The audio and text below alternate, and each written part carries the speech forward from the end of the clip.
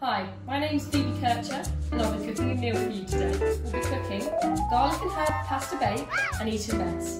The first thing you'll need to do is boil the pasta. While the pasta's boiling for 10 minutes, we're going to move on to steaming the spinach.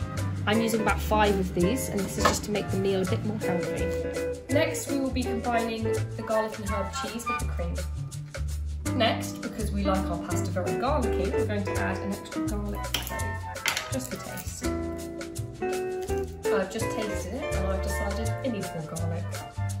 Next, we are going to be adding the spinach.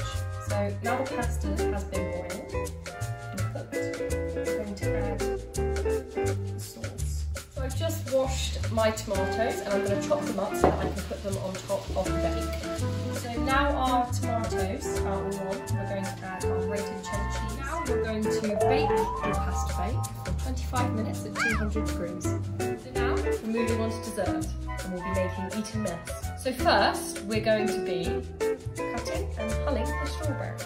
Now the strawberries have been cut, it's time to macerate them. So we're going to use 1 teaspoon of caster sugar and 1 teaspoon of vanilla sugar. Now after that we're going to be using 2 teaspoons of golden peach. Now obviously you can use whatever you've got in the house, but we use peach, so that's what we're going to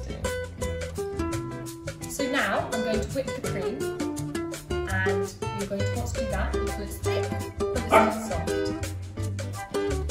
So now we're going to crumble in 4 meringue nests. So now the meringue has been mixed in with the cream, we're going to add in our strawberries.